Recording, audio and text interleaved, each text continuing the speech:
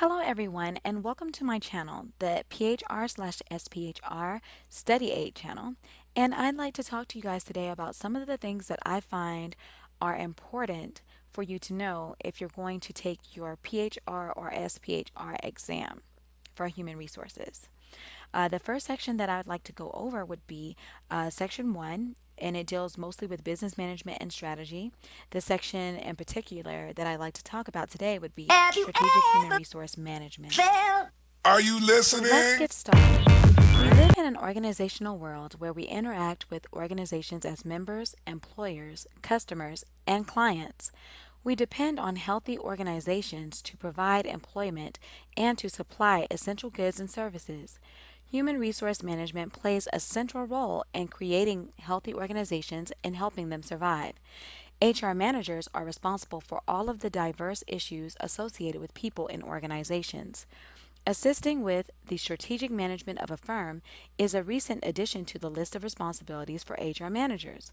They are expected to participate as partners in the organization's strategic planning process by gathering and interpreting information regarding the workforce availability and the business environment.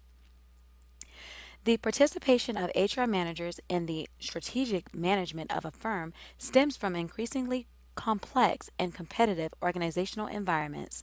In the early 20th century, only a few large companies had social welfare departments, and their responsibilities focused mostly on caring for injured employees or their families.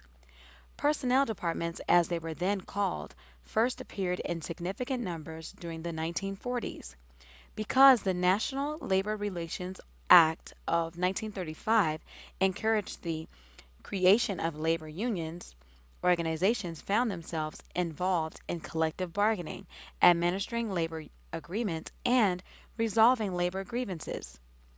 During the following decade, with the onset of World War II, millions of soldiers were recruited to serve in the military, and improved personnel procedures had to be developed to manage such vast numbers, especially selection, training, and evaluation procedures. At the same time, new defense industries were created, and many of them employed large numbers of women who were entering the workforce for the first time. These industries used many of the same HR procedures. The early personnel departments were primarily responsible for employee selection, training, record keeping, and collective bargaining. These activities are still important human resource functions, but other activities have had to have been added. The most significant change in recent years is a growing recognition that human resource departments are expected to add value to the profitability and purpose of the company. Consequently, in many companies, human resource management assumes a central role by participating in strategic planning and acting as change masters who clarify the organization's culture and help it adapt to ever-changing environment. The people responsible for managing these functions have always struggled with issues of legitimacy. Some critics have challenged the status of the people who perform these functions, suggesting that they ought to be viewed as lower level employees who perform simple clerical activities.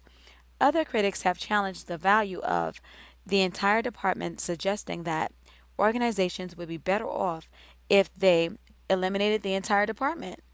These challenges have contributed to the various names that have been used to label this department.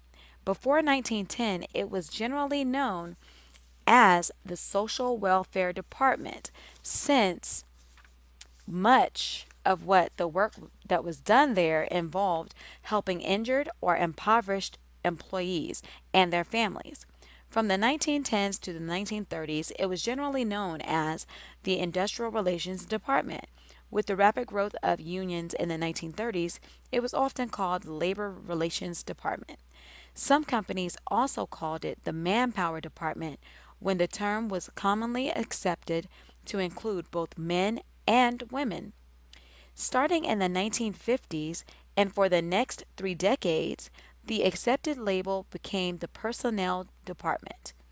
In 1989, however, the American Society of Personnel Administration changed its name to the Society the Society for Human Resource Management in an effort to raise the status of the profession by making human resources equal in importance to financial resources and capital resources.